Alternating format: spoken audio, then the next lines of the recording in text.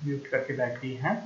चलो so basically अच्छा तुम मुझे ये बताओ कि जब आप लोग दिन में जब इंस्टाग्राम ओपन करते हो, बहुत बार करते होगे मेरे ख्याल से आप सब लोग, किस पर्पस से करते हो? रील्स। बट रील्स में क्या देखना चाह रहे हो तुम?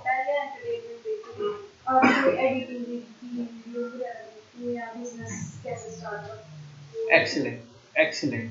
एक सेकंड देना बस मुझे। ओके सो हाँ जी, आपने बोला कि मैं वीडियो एडिटिंग की रील्स देखती हूँ। आप?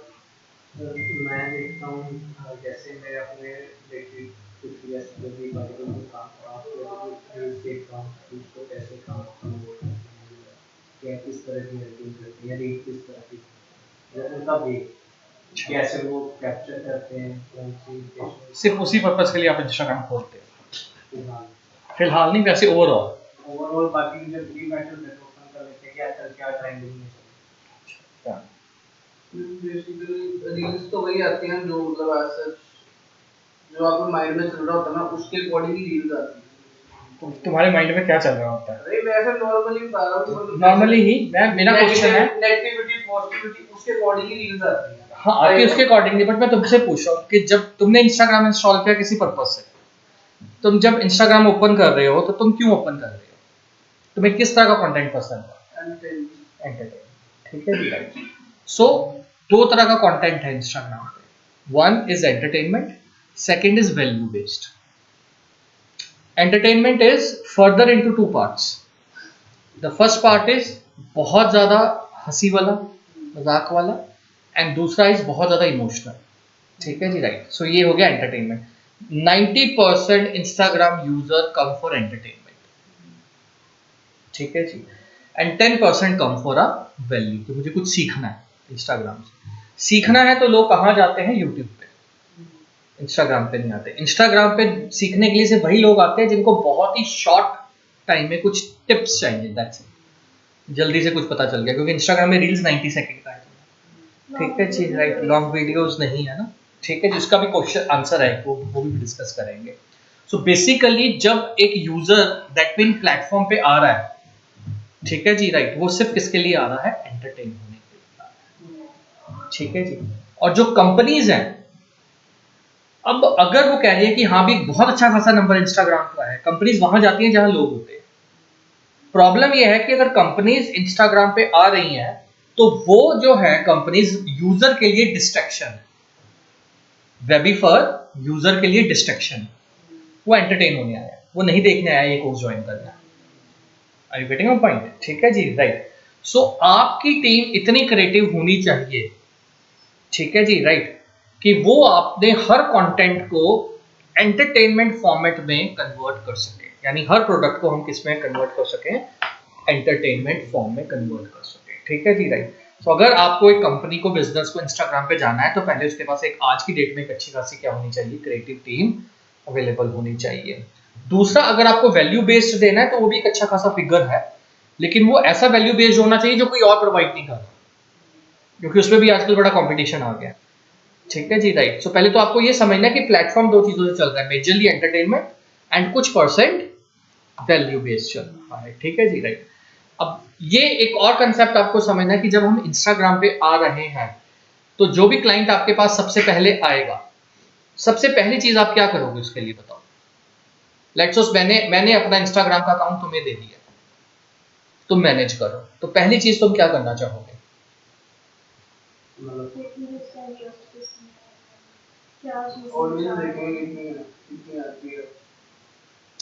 सबसे पहला काम आप करोगे प्रोफाइल ऑप्टिमाइजेशन। क्या करोगे? प्रोफाइल ऑप्टिमाइजेशन, तो प्रैक्टिकली हम सीखेंगे। ठीक है जी। What is profile optimization?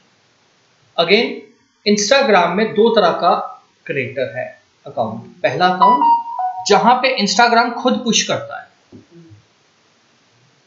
ठीक है जी, ये वो लोग हैं जिनके फॉलोअर्स ऑर्गेनिक 10,000 20,000 से ज्यादा हो गए हैं, तो ये कुछ भी पोस्ट करेंगे इंस्टाग्राम अपनी तरफ से भी धक्का लगाएगा। ठीक है जी, राइट, कि ज्यादा से ज्यादा लोगों को दिखाया जाए, क्योंकि इतने फॉलोअर्स हैं तो इंस्टाग्राम सोचता है इनका कंटेंट अच्छा होगा तो मैं ज्यादा से ज्यादा लोगों को दिखाऊं। ठीक है जी, तो आपकी मेहनत तो है ही है, प्लस इंस्टाग्राम भी आपको क्या कर रहा है? सपोर्ट कर रहा है। जब आपका फॉलोअर एक लाइन से कम है, 10,000 से कम है, अब 10,000 कोई ऐसी मैजिक फिगर है नहीं, ये हम एक्सपीरियंस पे बोल रहे हैं, इंस्टाग्राम नहीं कहता। तो मान के चलो 10,000, 11,000, 12,000 यूजर तक पहुंच जाते हो फॉलोअर तक, तो अपने आप तुम्हारे कंटेंट को भी थोड़ा पुश मिलना स्टार्ट हो जाता है। ठीक है जी। अब आपके पास जो क्लाइंट आएगा नेचुरली इससे कम फॉलोअर वाला आएगा।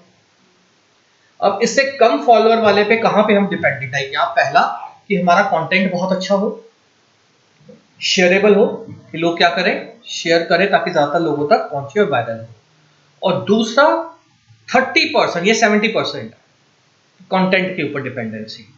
30% अब आपको अपनी डिपेंडेंसी देनी है कि अगर कोई सर्च कर रहा है, सर्च कहां पे करते हो आप लोग? एक्सप्लोर पे जाते, इंस्टाग्राम में एक्सप्लोर दिखता है नीचे के नहीं? तो एक्सप्लोर पे जाके लोग क्या सर्च कर रहे हैं? जैसे मैं सर्च कर रहा हूँ डिजिटल मार्केटिंग, जैसे इन्होंने सर्च किया वीडियो एडिटिंग, तो उसके अगेंस्ट एटलीस्ट मेरी प्रोफाइल दिखनी चाहिए, मेरा कंटेंट दिखना चाहिए। समझ में आ रही है? तो जब मेरा फॉलोअर कम है, ठीक है जी, राइट, तो मैं किस पे ज्यादा डिपेंडेंट हूँगा? कंटेंट पे तो करना ही करना है अपने आप को डबल एफर्ट, प्लस मुझे मेक श्योर करना है कि मेरी प्रोफाइल ऑप्टिमाइज्ड होनी चाहिए। क्या होनी चाहिए? ऑप्टिमाइजेशन का मतलब है कि अगर कोई सर्च कर रहा है तो एटलीस्ट सर्च में आ जाए यार। ठीक है, राइट। तो पहला काम आपका क्लाइंट की प्रोफाइल को क्या करना है? ऑप्टिमाइज। आपको अपनी क्लाइंट की फाइल को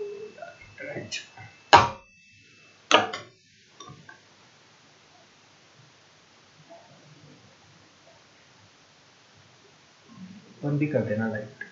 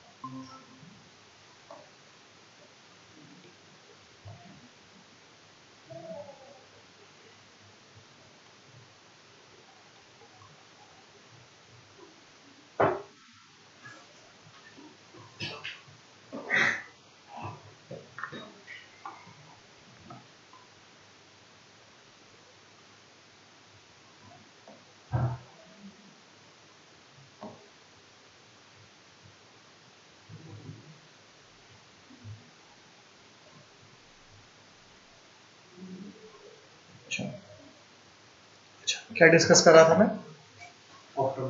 प्रोफाइल ऑप्टिमाइजेशन। ठीक है जी, राइट। सो हम कह रहे थे कि प्रोफाइल ऑप्टिमाइज होना क्यों जरूरी है? क्योंकि जो लोग एटलीस्ट सर्च कर रहे हैं, एल्गोरिथम्स की तरफ से तो कोई पुश नहीं मिलना हमें। ठीक है जी, जब तक हमारा फॉलोअर एक अच्छे लेवल तक नहीं पहुंचता, तब तक एटलीस्ट वो जो अपॉर्चुनिटी है लोगों की सर्च करने वाली, वो हम मिस ना कर पाए। तो हमें वो जो कीवर्ड है जो लोग टाइप कर रहे हैं, वो अपनी प्रोफाइल में जगह जगह प्लेस करने हैं। हमें कंटेंट में भी प्लेस करने हैं और वो हमें अपनी प्रोफाइल में भी प्लेस करने हैं। हमारी प्रोफाइल 30 तरह से ऑप्टिमाइज होनी चाहिए। पहली, सर्चेबल होनी चाहिए, कोई टाइप करे हमारी प्रोफाइल दिख सके। दूसरी, वो क्लिकेबल होनी चाहिए, क्योंकि जब कोई सर्च करेगा तो सिर्फ हमारा डेटा नहीं आएगा, और भी डेटा आएगा। तो हमारा डेटा इतना प्रोमिनेंट होना चाहिए कि लोग उस पर क्या करें, क्लिक करें। फिर हमारी प्रोफाइल अप्रोचेबल होनी चाहिए, कि इस तरह से हमने डिजाइन करनी है कि यूजर जिस टास्क के लिए आया है वो इजिली कर सके। सो सर्चेबल, क्लिकेबल एंड अप्रोचेबल। तो इस प्रोसेस को हम लोग क्या बोल रहे हैं? प्रोफाइल ऑप्टिमाइजेशन कर रहे हैं। ठीक है जी, राइट। बट अब आपके पास क्लाइंट आ गया, आपको पता चल गया कि मैंने सबसे पहला काम क्या करना है, उसकी प्रोफाइल को क्या करना है? ऑप्टिमाइज करना है। उससे पहले भी आपको एक काम करना है, आपको ये मेक श्योर करना है कि क्लाइंट ने इंस्टाग्राम का कौन सा अकाउंट बनाया है। ठीक है जी, राइट। तो दो तरह के कौन से अकाउंट होते हैं इंस्टाग्राम पे? उसको तो हम पर्सनल बोलते हैं। सो पर्सनल के अंदर हाँ, प्रोफेशनल, बिजनेस प्रोफेशनल के अंदर आता है। ठीक है जी। सो बेसिकली तुम्हारे पास दो तरह के अकाउंट होंगे। Let me show you.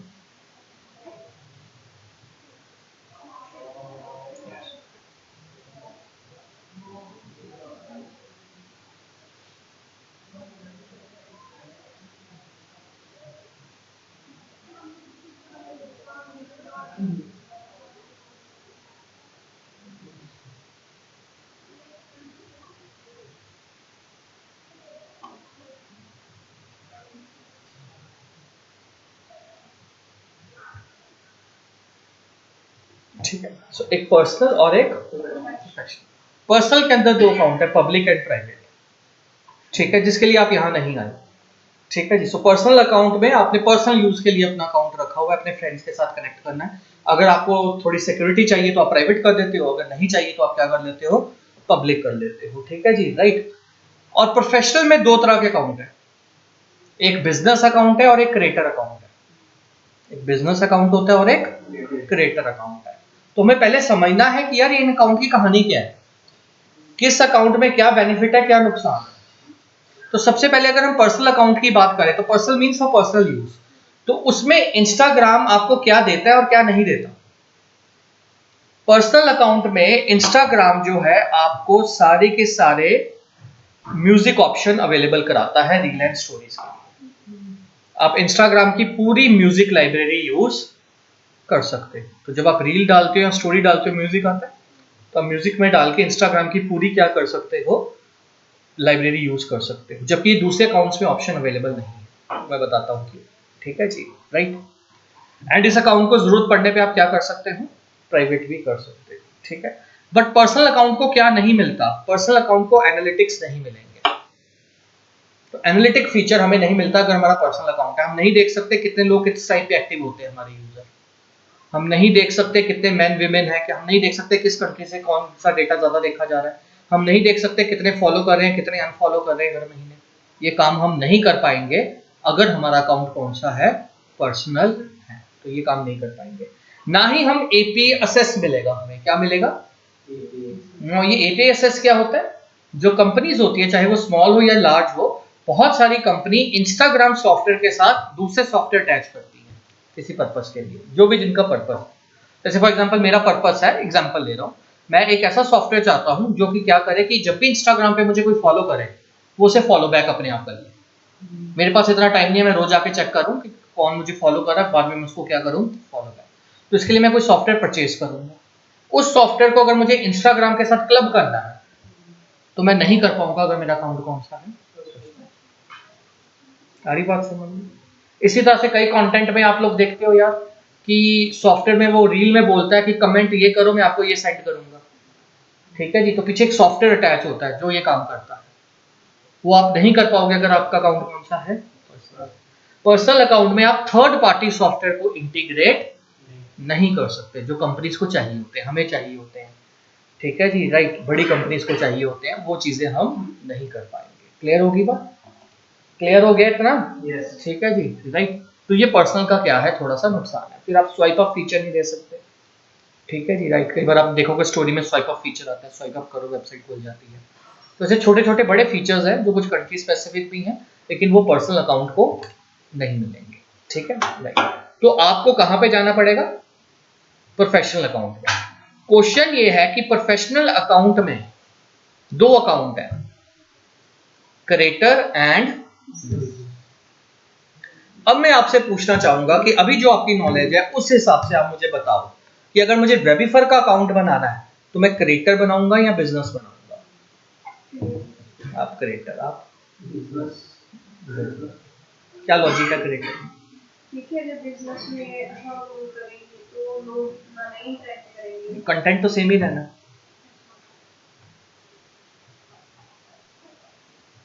Answer तुम्हारा ठीक है, लॉजिक गलत है। आंसर ठीक है, लॉजिक गलत है। क्योंकि हम सर बता रहे हैं उनको हमारे पास ये सर्विसेज यार वो तो बिजनेस में भी बता सकते हो। मैंने क्या बोला, कंटेंट बेस पे कोई प्रॉब्लम नहीं है कि ये कंटेंट डाल सकते हो ये नहीं डाल सकते। जैसे कि उन्होंने नाम दिया है, क्रिएटर नाम दिया है जो लोग इन्फ्लुएंसर बनना चाहते हैं, ठीक है जी, और बिजनेस जिनका कोई एक सीरियस बिजनेस है। अब वेबीफर आता है बिजनेस में, लेकिन फिर भी हम क्रिएटर अकाउंट बनाएंगे, बट उससे पहले दोनों को समझ लो, ठीक है जी, राइट। बेस क्लियर है कि क्रिएटर का मतलब जो इन्फ्लुएंसर है और बिजनेस मतलब, राइट। बट दोनों में टेक्निकल क्या फर्क है, तो पहले बात करते हैं दोनों को क्या मिलेगा।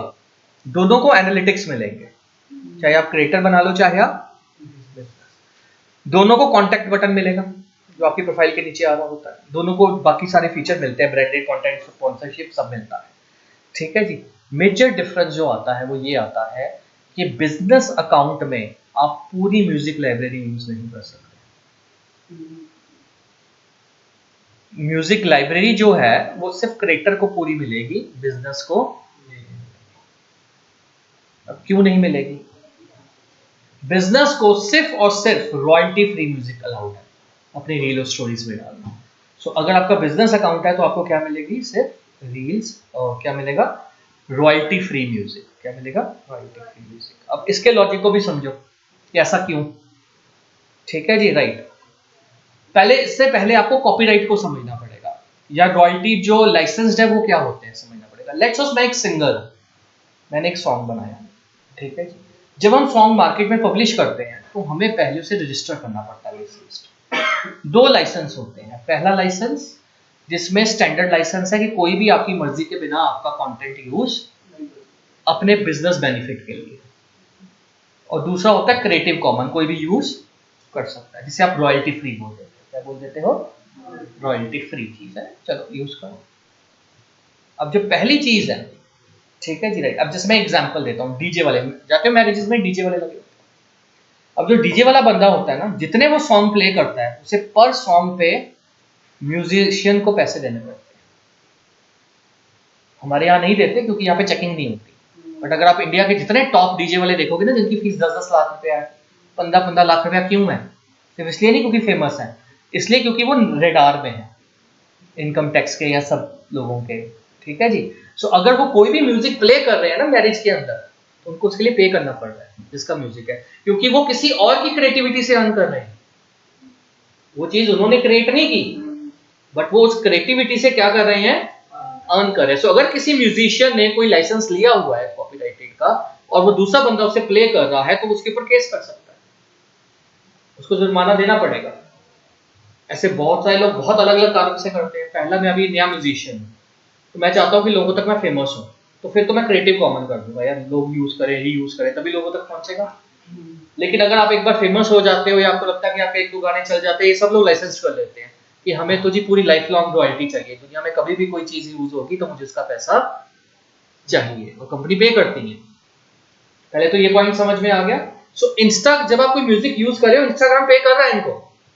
जो म्यूजिक रॉयल्टी फ्री नहीं है उसके लिए इंस्टाग्राम पे कर रहा है, बट जो नॉर्मल यूजर है और जो क्रिएटर है, इंस्टाग्राम उनसे चार्ज नहीं करता, वो खुद पे कर देता है। क्यों? क्योंकि उनकी वजह से इंस्टाग्राम चल रहा है। इंस्टाग्राम क्यों चल रहा है? क्योंकि लोग क्रिएट कर रहे हैं। लोग क्रिएट नहीं करेंगे तो इंस्टाग्राम नहीं चलेगा, प्लेटफॉर्म। आ रही है बात समझ में? लेकिन जो बिजनेस है वो किसी और की क्रिएटिविटी से वो कहते हैं कि हम अलाउड नहीं कर सकते क्योंकि हम पे केस हो सकता है, इंस्टाग्राम कहता है, ठीक है जी, राइट। तो आप सिर्फ क्या म्यूजिक, क्योंकि आपने वहां से कुछ कमाना है अपना प्रोडक्ट बेच के, ठीक है जी, राइट। तो इस वजह से वो रॉयल्टी फ्री म्यूजिक ही देता है। पहला कंसेप्ट पता लग गया यहाँ पे, ठीक है जी। अब आंसर पे आते हैं, लॉजिक आंसर पे, कि हम अपना अकाउंट क्यों क्रिएटर बनाएंगे? क्योंकि हम स्मॉल बिजनेस है। हमारा कंटेंट जो जाता है वो एज एंटरटेनमेंट जाता है, और एंटरटेनमेंट के लिए हमें ट्रेंडिंग म्यूजिक चाहिए, और अगर मैं बिजनेस अकाउंट बना लूंगा तो मुझे वो ट्रेंडिंग म्यूजिक शायद नहीं मिलेगा। आ रही है बात समझ में? इसलिए स्मॉल बिजनेस प्रेफर करते हैं क्या बनाना, और जो बड़े बिजनेसेस है वो बिजनेस अकाउंट बनाएंगे, क्योंकि आगे उन्होंने थर्ड पार्टी इंटीग्रेशन करनी होती है, क्योंकि इंस्टाग्राम को मैनेज करने के लिए भी बहुत सारे सॉफ्टवेयर चाहिए बड़े लेवल पे। तो जब बड़े लेवल पे बहुत सारे सॉफ्टवेयर चाहिए, तो फिर वो क्रिएटर की तरफ फोकस नहीं करते, वो क्रिएटर को हायर करके उनके साथ कोलैबोरेट कर लेंगे, बट अपना अकाउंट वो क्या बनाएंगे? बिजनेस अकाउंट, ताकि सॉफ्टवेयर इजीली इंटीग्रेट हो सके थर्ड पार्टी। समझ में आ गई बात? सो आइडली जब आप अपना प्रोडक्ट या सर्विस एंटरटेनमेंट या कंटेंट के थ्रू बेच रहे हो, तो यू शुड प्रेफर कि आप कहां पे जाएं? क्रिएटर अकाउंट पे। तो लॉजिकल आंसर पता चल गया? ठीक है जी, राइट। एक लाइन का आंसर था बेसिकली कि बिजनेस को हर तरह का म्यूजिक अवेलेबल नहीं। तो जब मैं कोई इंटरव्यू भी लेता हूँ, कोई एम्प्लॉय मेरे पास आता है सोशल मीडिया का, मैं इंटरव्यू ले रहा हूँ, तो मैं उसको पूछता हूँ बिजनेस अकाउंट उसमें क्या फर्क है, तो मुझे बता तो देता है वो बिल्कुल आंसर सही कि सर ये तो इस वजह से क्योंकि वहाँ पे म्यूजिक अवेलेबल नहीं होगा। बट कारण क्या है? रट्टा तो लगा लिया, किसी ने बोला, आज मैं बोलता तुम रट्टा लगा के आगे चले जाते, बट उसके पीछे रीजन क्या चल रहा है? क्योंकि आप किसी और की क्रिएटिविटी से अर्न नहीं कर सकते, अभी भी नहीं कर रहे, अभी भी पैसा जा रहा है उन लोगों को, बट आपकी जगह पे इंस्टाग्राम दे रहा है, क्योंकि इंस्टाग्राम भी आप ही से कमा रहा है, आप हो तो एडवर्टाइजर्स आ रहे। ठीक है जी, राइट। तो इस वजह से ये कारण रहेगा। क्लियर हो गया द पॉइंट? ठीक है जी, राइट। तो अब हमें पता लग गया सबसे पहले कि अगर क्लाइंट आएगा तो पहले मुझे इसका देखना है अकाउंट ठीक है कि नहीं। ठीक है जी, वो आप अपने हैमबर्गर आइकन में जब जाएंगे, ठीक है जी, राइट, उसको क्लिक करेंगे हैमबर्गर आइकन को, अकाउंट ऑप्शन आ जाती है, वहां पे जाके आपको एक ऑप्शन मिलेगी स्विच अकाउंट टाइप। ये कल जब मैं प्रैक्टिकल कराऊंगा तो दिखाऊंगा। स्विच अकाउंट टाइप में अगर देखो मैं क्रिएटर हूं, तो जब मैं स्विच कर रहा हूं तो मुझे दो ऑप्शन दे रहा है, या तो वापस पर्सनल पे चले जाओ या किस में चले जाओ, क्योंकि मैं क्रिएटर अकाउंट से स्विच कर रहा हूँ। सेम अगर आप पर्सनल से सेस करोगे तो वो बोलेगा प्रोफेशनल में चेंज करो, फिर प्रोफेशनल के अंदर वो तुमसे पूछेगा बिजनेस या क्रिएटर। अरे बात समझ क्लियर हो गया? ठीक है जी। अब अगली चीज, अब हमारे पास जो सेकंड काम है वो क्या है कि हमें अपनी प्रोफाइल को क्या करना है, ऑप्टिमाइज करना। क्लियर? सो अब जब हम अपनी प्रोफाइल को ऑप्टिमाइज करेंगे तो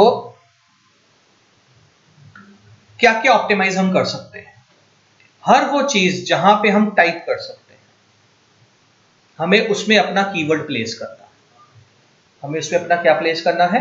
कीवर्ड प्लेस करना है। ठीक है, लाइट जला लेना मेरे ख्याल से आ रही है। हाँ, दोनों ठीक है।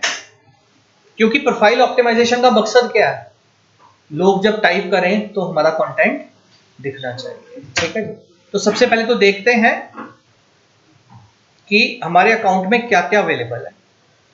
तो सबसे पहले जो आपकी प्रोफाइल है उसके सबसे टॉप में आता है यूजर नेम, फिर उसके नीचे क्या आती है? Profile pic. प्रोफाइल पिक के नीचे हमारे पास क्या आता है? Display name. डिस्प्ले नेम के नीचे क्या आती है? बायो। बायो के नीचे बायो लिंक, फिर आती है हमारी हाइलाइट्स और फिर आता है हमारा ग्रिड फीड जो होती है। इनमें से हर चीज को हमें ऑप्टिमाइज करना है। अब आप कहोगे सर आपने बोला था जहां पे टाइप कर सकते हो, लेकिन प्रोफाइल पिक पे टाइप तो नहीं कर सकते। लेकिन प्रोफाइल पिक क्लिकेबल में हेल्प करेगी, क्योंकि जब कोई कंटेंट सर्च कर रहा है तो आपका कंटेंट अगर लिखा हुआ है इन सब चीजों में तो दिखा तो देगा, लेकिन और भी कंटेंट आ रहे होंगे सामने।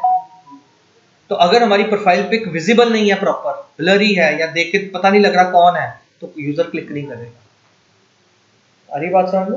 तो इन सब चीजों को अब हम क्या सीखेंगे? ऑप्टिमाइज करना। क्लियर?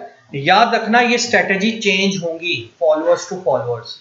तो आपको समझाने के लिए सिर्फ मैंने दो हिस्सों में डिवाइड किया कि 10,000 से कम फॉलोअर है तो प्रोफाइल ऑप्टिमाइजेशन के हर पैरामीटर को सीरियसली लेना। 10,000 के बाद या 20,000 के बाद आप इनमें से कई चीजों को सीरियसली नहीं ले सकते। आप ज्यादा फोकस कर सकते हो कि दिखने में अच्छा लगना चाहिए।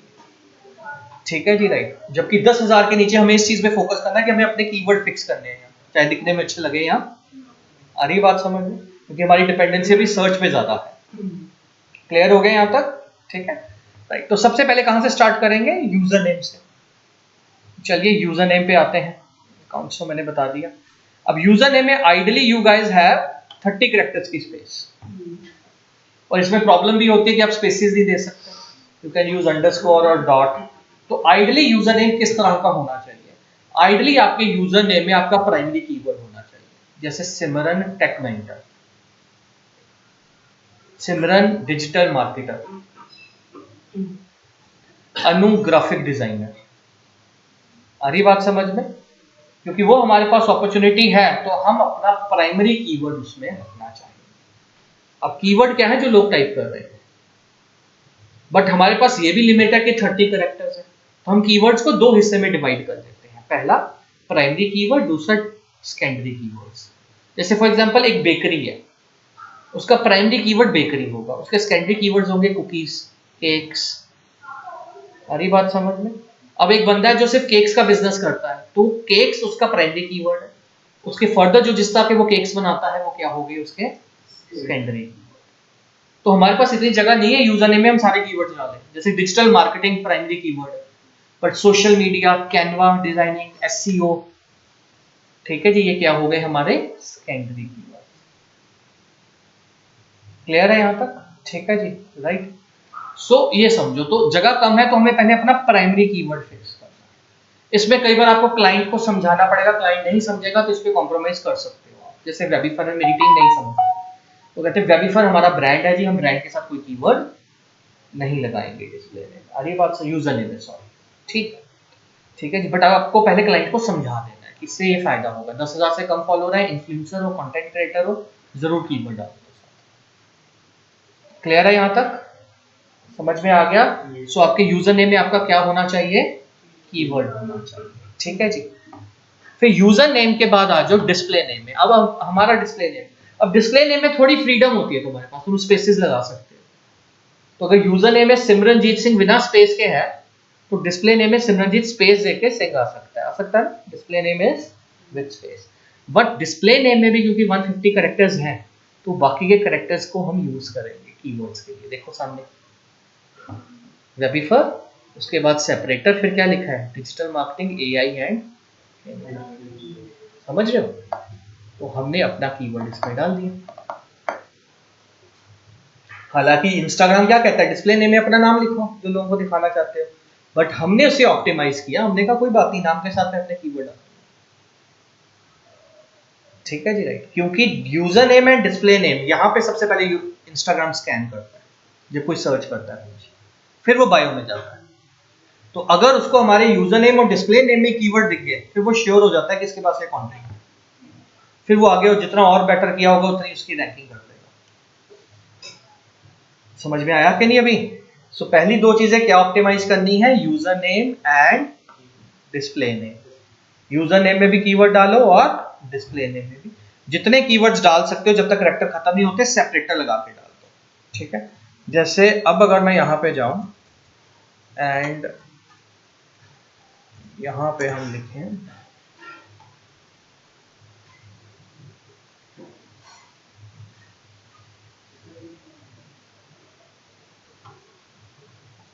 ठीक है जी, ब्रेक लिखा हुआ है, क्लियर? ये आपको चेंज करते हैं। ये दो चीजें हो गई, पहले यूजर नेम करेंगे फिर क्या सेट करेंगे?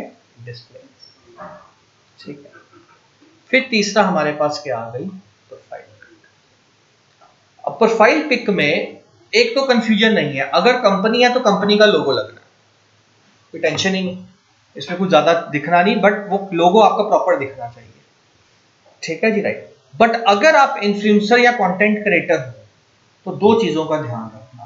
पहला, 60 to 70% का जो एरिया है वो आपका फेस होना चाहिए, स्टैंडिंग पोजीशन में नहीं, क्योंकि फिर वो क्लिकेबल नहीं है। सर्चेबल तो हो गई, हमने बाकी जगह पे कीवर्ड डाल दिए, लेकिन जब यूजर देख रहा है उसको एक बार, क्योंकि यूजर बहुत, इंटरनेट पे जब आप काम करते हो ना, कभी देखना आपका दिमाग बड़ा फास्ट चलता है, बड़ी जल्दी बैक फॉरवर्ड करते हो, स्क्रॉल करते हो, तो कहीं पे यूजर जो कि बहुत जल्दी और बहुत देर से ढूंढ रहा है, कुछ उसको नहीं मिल रहा, तो अगर उसको पिक्चर भी ठीक ना दिखेगी वो बैक बटन कर देगा, मुझे पता नहीं बंदा कौन है। बट अगर उसको प्रॉपर फोटो दिख रही है उस पर्सन की और वो फोटो बहुत वेल लिट है, साफ सुथरी है, ठीक है जी, तो वो जरूर क्लिक करेगा। तो 60 to 70% एरिया आपका क्या होना चाहिए? फोटो। और बैकग्राउंड में क्या होना चाहिए? आपका ब्रांड कलर। जो हमने याद है कहा था कलर पहले बनाते हैं, 3-4 कलर सेलेक्ट करते हैं, उसमें जो आपका प्राइमरी कलर है, सबसे मेन कलर आपके ब्रांड का है, वो कहां पे होना चाहिए? बैकग्राउंड में। समझ में आ गई बात? क्लियर है? तो अब आप अपनी फोटो प्रोफाइल पिक कैसे बनाओगे? सो अच्छी प्रोफाइल पिक बनाने के लिए अगेन मैं आपको दो सॉफ्टवेयर दे रहा हूं। एक आपको ऑलरेडी आता है, कैनवा। सो आप कैनवा में जाएंगे, ठीक है, ये मैंने आपके अकाउंट देखने हैं सबके ऑप्टिमाइज हुए हुए, ठीक है। सो हम कैनवा में जाएंगे,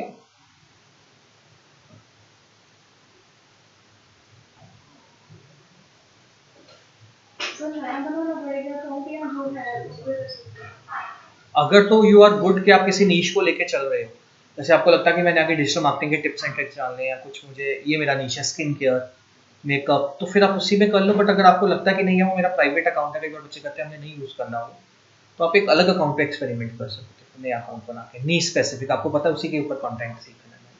तो ये आपको कॉल लेनी है कि आप किसमें कंफर्टेबल है। मैक्सिमम बच्चे नहीं कंफर्टेबल हो पाते कि सेम एग्जिस्टिंग कंटेंट को, क्योंकि उनको लगता है कि प्राइवेट से पब्लिक करना पड़ेगा। बट अगर आप हो तो आप उसी को यूज़ कर लो। बट अब कस्टमर कंफ्यूज ना हो जाए, क्लाइंट अगर आप अभी एक्सपेरिमेंट कर रहे हो इस अकाउंट पे, तो मिक्स कंटेंट उसको दिखेगा, आपकी पर्सनल लाइफ भी दिखेगी, ठीक है जी, नीश बेस पे कंटेंट दिखेगा, वो प्रॉब्लम है अगर आप कंफर्टेबल नहीं हो, ठीक है, राइट। सो यहाँ जाके सर्च में जाके हमने क्या लिखना है, प्रोफाइल पिक,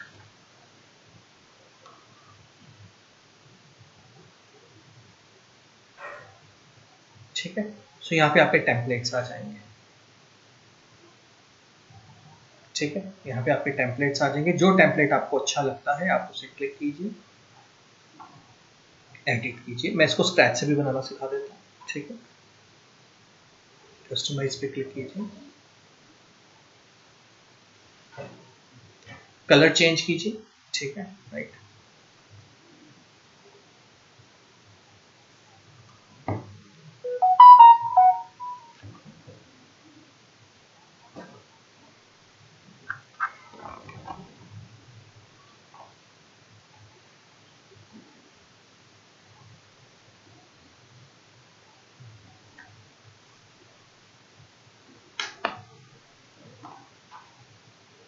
ठीक है, तो इसके अंदर सिर्फ आपको अपनी पिक्चर अपलोड करनी है। और अगर आप स्क्रैच से बनाना चाहते हो तो खाली टेम्पलेट ले लो प्रोफाइल पिक साइज का, ठीक है, जो ऊपर आ रहा होगा। एंड वहाँ पे एलिमेंट्स में जाओ, एलिमेंट्स में जाके पहले मैंने क्या ड्रॉ किया, सर्कल ड्रॉ करना, ठीक है जी, राइट। सो यहाँ से मैंने शेप ले ली,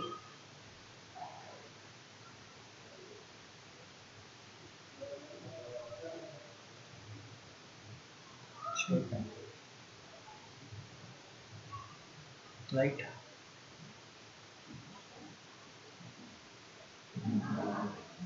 ठीक है, राइट। उसके बाद हम कहाँ पे गए, एलिमेंट्स पे, फिर हमने वहाँ पे फ्रेम देख लेनी है, सर्कुलर फ्रेम देख, ठीक है जी, राइट। सर्कुलर फ्रेम ले लिए,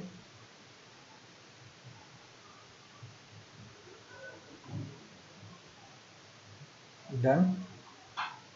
उसके बाद आपने अपनी पिक्चर बैकग्राउंड ट्रांसपेरेंट करके आपको बताया हुआ, ठीक है जी, जो भी आपकी पिक्चर है वो आपने ड्रैग कर देनी,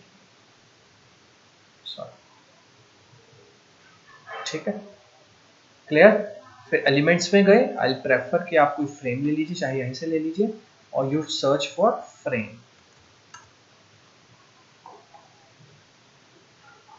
ठीक है जी, आई टाइप सर्कुलर, ठीक है, आ रहे ग्राफिक्स, ठीक है जी, राइट। तो इनमें से किसी फ्रेम को यूज कीजिए, ठीक है। मैं अभी कलर नहीं चेक कर रहा हूँ, आप कलर अपना हिसाब से अच्छा बनाना, टाइम बचा रहा हूँ मैं, सिर्फ उसको जिस तरह से भी आप सेट करना चाहते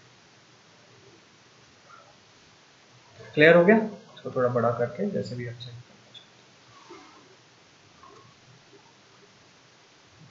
डन, क्लियर है। और you can use one website www.pfpmaker.com,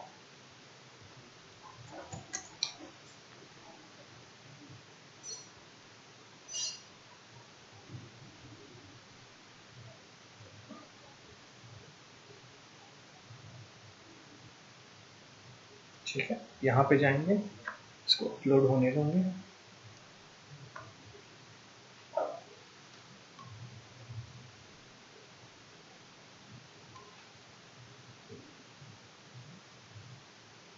ठीक है जी। यहाँ पे अपनी प्रोफाइल पिक अपलोड कीजिए, जो भी आपकी प्रोफाइल पिक है,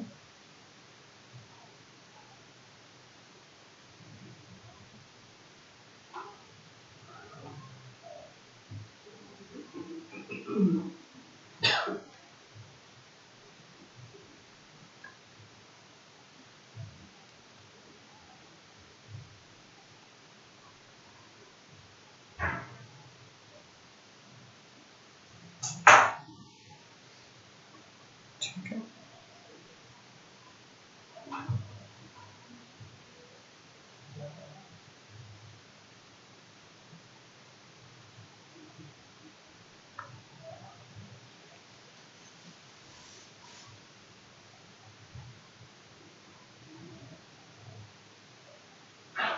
ठीक, क्लियर? ठीक है, यहाँ पे आपको अपनी प्रोफाइल पिक्स के बने बनाए सिस्टम से, ठीक है। यहाँ से आप बैकग्राउंड के साथ थोड़ा सा एक्सपेरिमेंट भी कर सकते हो, ठीक है, क्लियर? यहाँ पे जाके कोई स्पेसिफिक अपना कलर भी बता सकते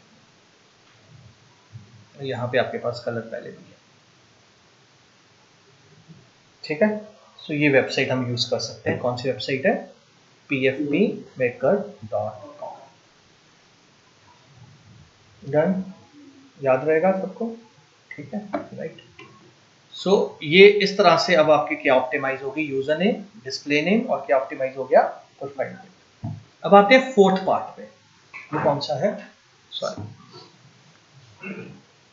पहले बता देते यार। अच्छा, ओके, तो फोर्थ पार्ट में अब हमारा आ गया बायो। क्या ऑप्टिमाइज करनी है अपनी। अब बायो को दो तरीके से देखो, पहला यूजर ने देखना है, तो अगर कोई भी आपकी प्रोफाइल पे आता है उसको आपकी बायो से पता लग जाएगा कि वो आपसे क्या एक्सपेक्ट करे या क्या उसको कंटेंट में देने वाले हो। उस बेस पे कई बार वो डिसाइड करता है कि मैं इसे फॉलो करूँ या ना करूँ। दूसरा, हमें ये भी देखना है कि कस्टमर जो सर्च कर रहा है एक्सप्लोर पे जाके, उसके अगेंस्ट भी कीवर्ड्स मेरे पास होने चाहिए, ठीक है जी। तो आप जब बायो बनाओ तो इन चीज़ों को ध्यान में रख के बनाओ। बट कई बार बहुत सारे बच्चे कंफ्यूज हो जाते हैं, तो मैंने उनके लिए कुछ एक दो गाइड्स बनाई हुई है कि बायो कैसी होनी चाहिए। पहले तो बायो पैराग्राफ नहीं होना चाहिए, सिंगल लाइन होनी चाहिए, हर लाइन के आगे इमोजी होनी चाहिए, क्योंकि जहाँ पे भी 3 या 4 लाइनें हो जाती हैं लोग स्किप कर देते हैं, नहीं पढ़ते। तो इमोजी अट्रैक्ट करती हैं और थोड़ी देर आपकी आइज को वहाँ पे रखती हैं ताकि लोग पढ़ सकें। जितना टाइम आइज को वहाँ तक रखती हैं वो, उतना टाइम काफ़ी होता है एक लाइन पढ़ने के लिए, ठीक है जी। चाहे वो इमोजी को देख रहे होंगे ना, बट आपका ब्रेन लाइन पढ़ लेगा। आ रही बात समझ में? तो ये समझना है। बट अब बनानी कैसे है बायो, अगर आपको नहीं लिखना आता प्रॉपर, तो मैं कुछ टूल्स भी दे देता हूँ आपको और कुछ मेथड्स भी बता देता हूँ, ठीक है जी। जैसे 2 मॉडल्स मैंने बनाए हैं यहाँ पे बायो के अंदर। पहला, ये टेम्पलेट, लाइन 1 में लिखो व्हाट यू डू, ठीक है। सो फॉर एग्जांपल मैं लिखा digital marketing trainer with 2000 digital marketing trainer with 15 years of experience, ठीक है जी। ये पहली लाइन होगी मेरी, लेट्स सपोज। दूसरी लाइन में हमने क्या लिखा, how do you help people, ठीक है जी। जहाँ पे मैंने लिख दिया social media management, Google ads या एसईओ वगैरह, ठीक है जी, राइट, टिप्स एंड ट्रिक्स। फिर क्या लिखते हैं हम, फैक्ट्स। फैक्ट्स में हम लिखते हैं, जैसे फॉर एग्जांपल मैंने लिख दिया 5 स्टार गूगल रेटिंग, या मैंने लिख दिया trend more than 2000 students offline, ठीक है जी। तो ये हमारे क्या हो गए, फैक्ट्स। और in the business from last these many years, ये आपके क्या हो गए, फैक्ट्स हो गए। एंड फोर्थ लाइन में क्या आएगा, CTA. What is the CTA? बेटा पूरा कैनवा कर रहे हो, बिना सीटीए के कोई भी कंटेंट नहीं जा सकता, चाहे वो वीडियो हो, चाहे ग्राफिक हो या टेक्स्ट हो। CTA is call to action, action. तो जब बैनर बनाते थे कहीं पे लिखे थे book now, inquire now, join now, XYZ, वो सीटीए बोलते हैं उसको, ठीक है भैया। क्योंकि जब तक आप लोगों को खुद नहीं बताते कि वो क्या करें, लोग नहीं करते, लोगों का माइंड ऐसा है। अब देखोगे ना, जितने भी इन्फ्लुएंसर अपनी वॉइस में जरूर बोलते हैं अपने रील में कि प्लीज सब्सक्राइब करो या कमेंट करो, मैं आपको रिप्लाई दूंगा, क्योंकि इनको पता है अगर वो नहीं बोलेंगे लोग नहीं करेंगे। ये साइकोलॉजी है। तो आप लोगों को जब हिलाते हो तो तब लोग काम करते हैं। तो सीटीए याद रखना इज अ कॉल टू, ये डिजिटल मार्केटर के लिए सबसे कॉमन टर्म है। बिना सीटीए के कोई कंटेंट नहीं जा सकता। कभी तुमने बिना सीटीए के किसी अपने मैनेजर को या किसी को कंटेंट भेज दिया ना, उसने तुम्हारी क्लास लगा देनी है, कहाँ से सीख के आए हो, मेरी बेइज्जती कराओगे।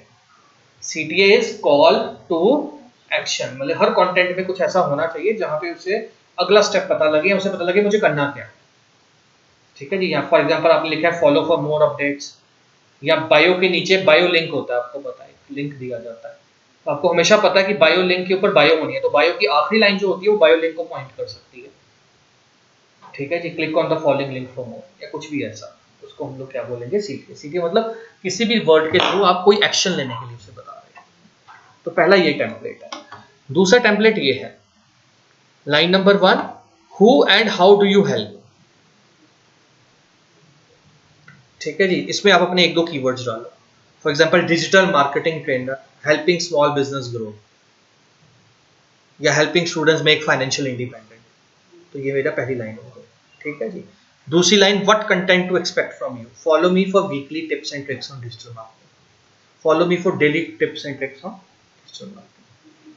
अरे बात समझ में? सो ये आपने क्या बोल दिया, एक्सपेक्टेशन। तीसरा क्या है, अब अपना कोई सोशल प्रूफ दे सकते हो, जैसे मैंने दे दिया 5 स्टार गूगल रेटिंग, या फिर आप अपने फैक्ट्स बता सकते हो, जैसे मैंने दे दिया मोर देन 2000 स्टूडेंट ट्रेन, या 15 ईयर्स से इस बिजनेस में है, तो ये फैक्ट हो। अब कई बार बच्चे मुझे कहते हैं सर अभी तो हम नए हैं, तो हम अपना क्या करें, मैं उनको बोलता हूँ अपनी मिशन स्टेटमेंट दे दो या गोल दे दो, on a mission to train, या लेट्स सपोज आप डिजिटल मार्केटिंग में जा रहे हो तो आप लिख दो on a mission to grow 100 businesses in 2025। अरे बात समझ में? तो तुम्हारा कोई प्रूफ नहीं था, कोई फैक्ट नहीं था, पर तुमने उसे कैसे कवर कर लिया, अपना एक विजन देके, गोल देके। अरे बात समझ में? तो इस तरह से आप कोई ना कोई टेम्पलेट जरूर यूज करो, एंड उन्हीं टेम्पलेट को यूज करके अपना एक बायो जनरेट करो। अरे बात समझ में? एंड फोर्थ लाइन क्या जाएगी, कॉल टू एक्शन। अगर फिर भी नहीं समझ में आ रहा तो आप क्या करोगे, आप इस टेम्पलेट को कॉपी करोगे, हालांकि मैं सॉफ्टवेयर भी दूंगा, और इस टेम्पलेट को चैट जीपीटी को दे दोगे। ठीक है, पहले उसको बताना है चैट जीपीटी को आप कौन हो। सो आपने बताना है I am a fresher in digital marketing. ठीक है जी, right, I have a Instagram account and I want to share this, मैं इस तरह का कंटेंट डालना चाहता हूँ और मेरी टारगेट ऑडियंस ये है। Now based on the above template create me a bio. ठीक है जी, राइट। अब मेरे बारे में इंस्टाग्राम को ऑलरेडी पता है मैं कौन हूं, इसलिए मैं नहीं बताता हूं बार बार उसे। Let me paste it. ठीक है, जब भी कोई सैंपल देना ना, हमेशा ट्रिपल कोड डालते होते हैं, ट्रिपल कोड डालना, हाँ, उसके बाद अपनी बात लिखो। ठीक है जी, बेस्ड ऑन अबव टेम्पलेट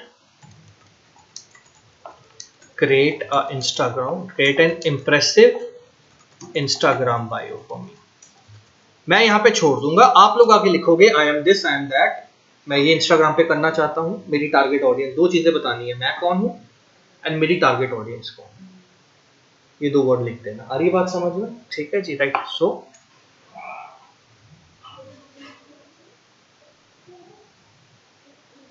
आ रहे क्लियर? और एक और चीज जरूर कर दिया करो, let me copy it again, आखिर में जरूर लिखा करो इस तरह के कंटेंट में, मैं लिख रहा हूँ डू इंक्लूड रेलेवेंट इमोजीज। ठीक है, क्लियर?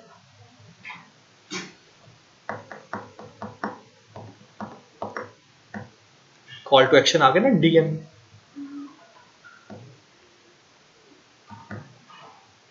क्लियर है कि नहीं? yes. ठीक है जी, राइट, समझ रहे हो चीजों को?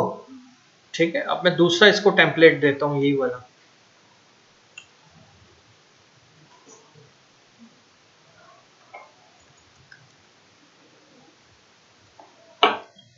ठीक है जी, डन।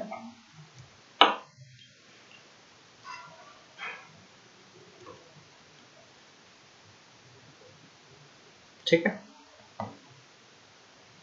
ये देखो थर्ड लाइन में उसने डाल दिया ना, सोशल प्रूफ फैक्ट्स। क्लियर है? इसको आपने अपने अकॉर्डिंगली चेंज कर लेना है, जो आपको ठीक लगे, वो तो टेम्पलेट दे देगा। अगर उसको आपने, वो तब भी अगर आप उसको नहीं ना बोलोगे मैं कौन हूँ, मुझे किसके लिए बनाना है, तभी वो थोड़ा बहुत दे देगा, फिर आपको खुद फिल करना पड़ेगा इन्फॉर्मेशन डिलीट करके, तो बेटर है उसी से करो। पता लग गया मुझको? yes. ठीक है जी, राइट।